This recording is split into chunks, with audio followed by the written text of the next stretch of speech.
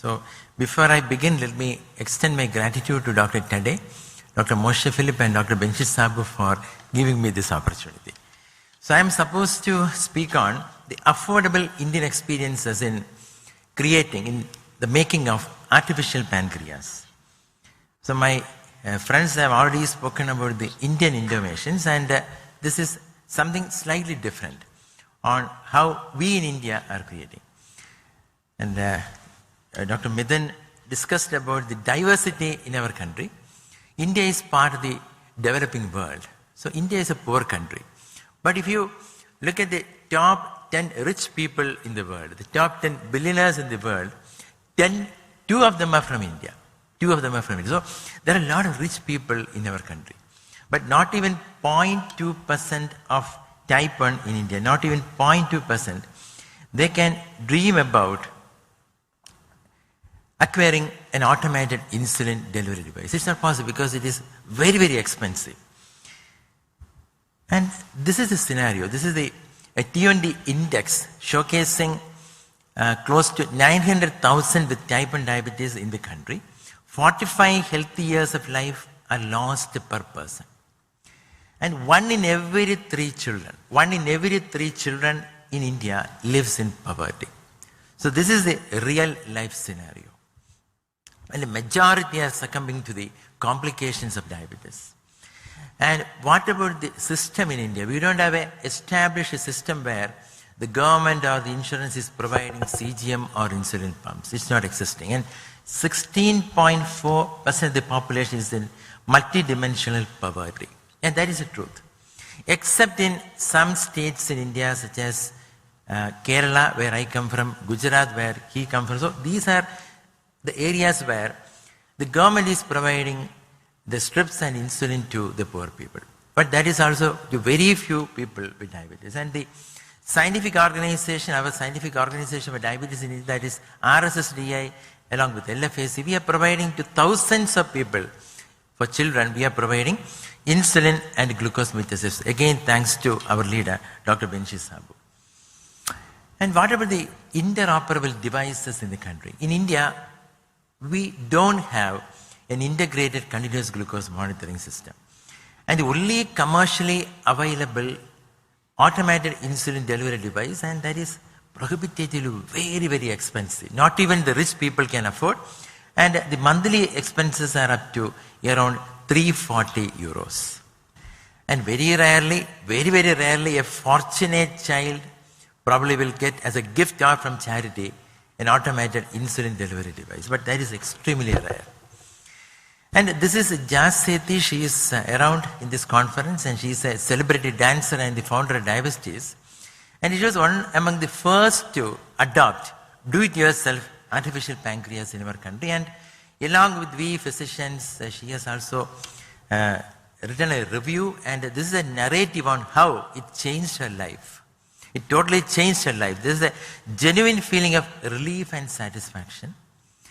And according to Jothydev, she is sometimes even forgetting the fact that she is having type 1 diabetes. So the change is amazing when they are moving over to the open source algorithms, because she was previously on a pump and a CGM.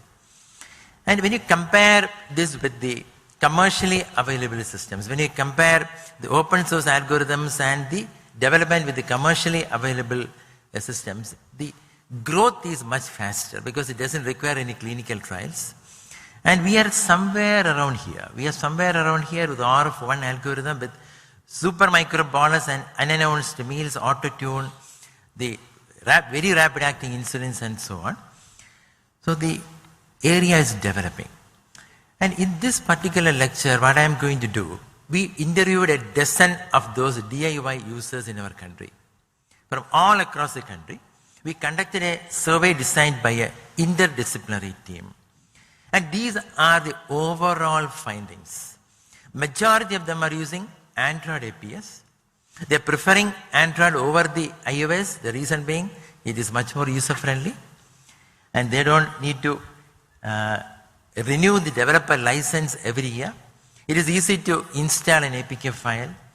And they can even extend the use of the sensors. And majority of them are using the Medtronic old version pumps such as 712, 715 and 722. And these are the ones with the radio frequency signal, and they are using a translator to convert the radio frequency to the Bluetooth signal. And they are also using, and for that they are using either Riley link or Orange link. And more often nowadays they have shifted from Riley to Orange link because it's much more user friendly. It can also give a vibratory alert when it is getting disconnected. The Riley link gets disconnected more frequently according to the users. And this one, the disconnection rates are pretty less. And we don't have a interoperable CGM, so majority are using a professional CGM. And one of the affordable ways of converting a professional CGM to a real time, as most of us are aware, will be to use a transmitter such as Mio or a Night Raider. And they are definitely very successful in extending the use of the sensors. And with the help of X-Strip, they are displaying the glucose data as well as getting the low and high alerts. And some of the patients have even given a consent to me for displaying the picture and also the publishing the picture and the narrative.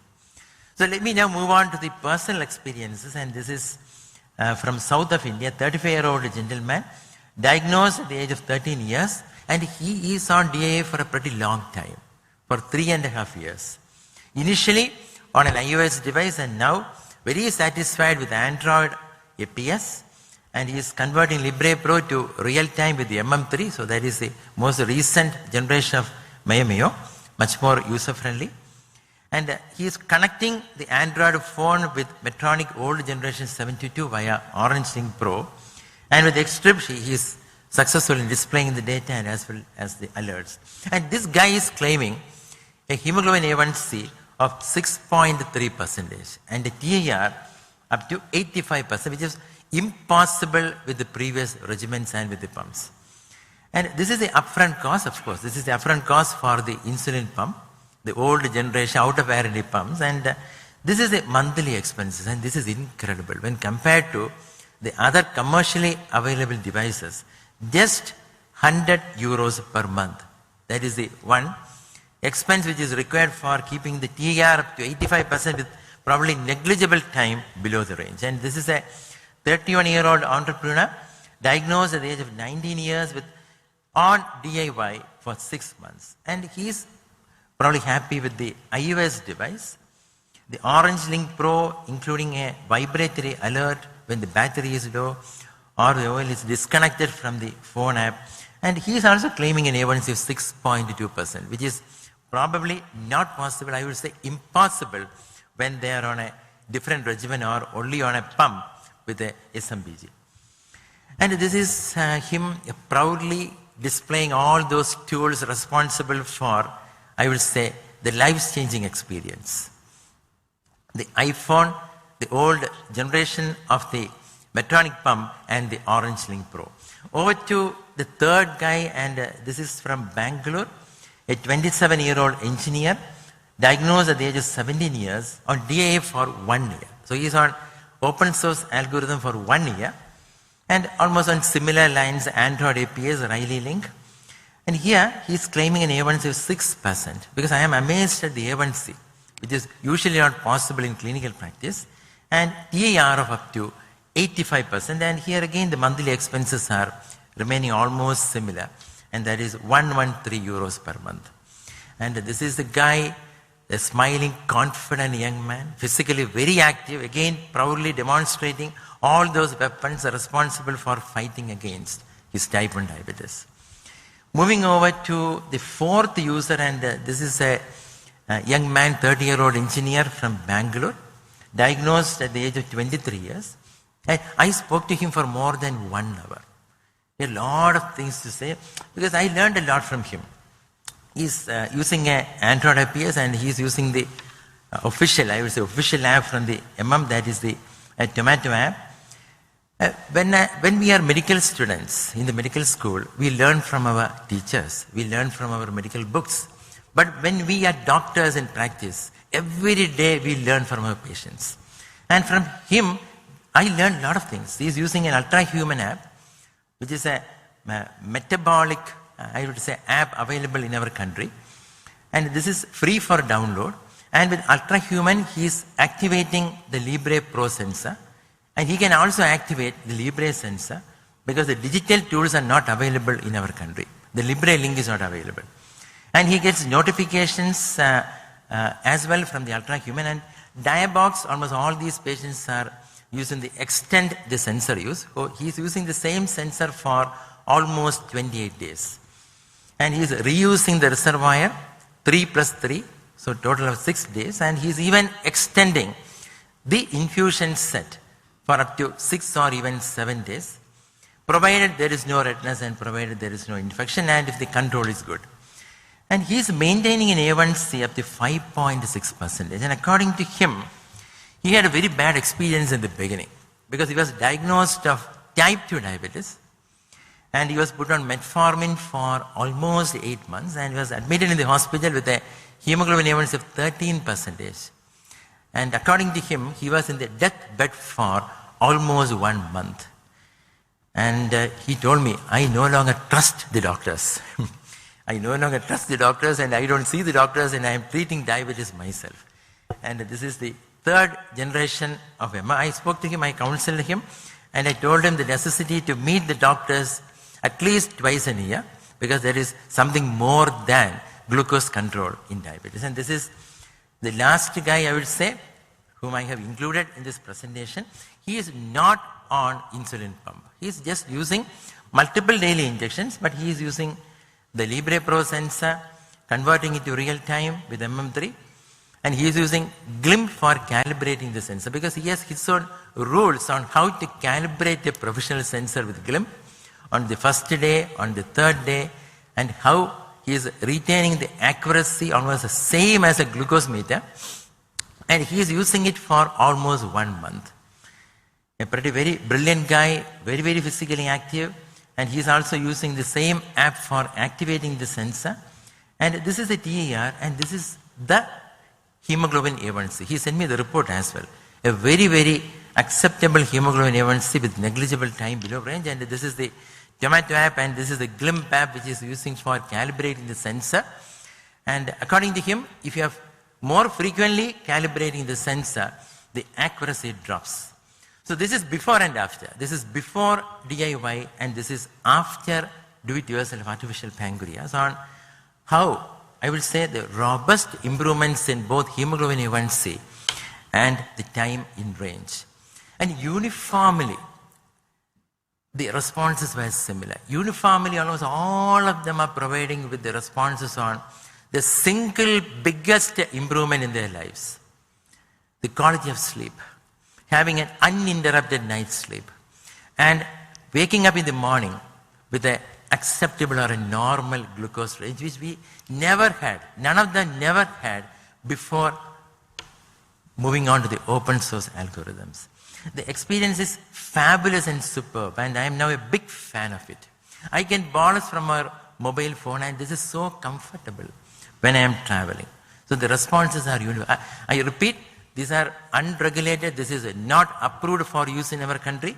Of course, the pump is approved, the CGM is approved, but the algorithm is not tested. But if you go back to the American Diabetes Association recommendations, this is one of the reviews that we have written referred to by the ADA, EASD and the ACE guidelines. These are unapproved, these are not regulated. But if our patients are using it, we cannot discourage them from using it because they are probably superior when compared to the commercially available systems. And we should be probably having the basic knowledge, the know-how on how to support or assist them because safety is important. And there are multiple merits. They have a 24-hour online community to support, the Facebook community, the Instagram, online, in WhatsApp. And these are affordable options. We cannot discourage them from using this. And there are also multiple ethical and medico-legal concerns. Currently, it is used by the techno-savvy individuals and they are previously experienced with the use of insulin pumps. But when more and more of them are using it, then less experienced ones will also start using. And that can probably create more challenges. And from a medical legal perspective, the DAO is putting doctors as well as patients in a difficult scenario. So in conclusion, the DAOI globally as well as in India, it is growing. And the users are reporting, and this is the reality, they are reporting incredible improvements in their quality of life. And those guys are very, very successful in reaching their goals at a much, much lower cost. So thank you once again for this opportunity and for your patient hearing. Thank you. Thank you, Jyoti. Thank you, Jyoti, for very nice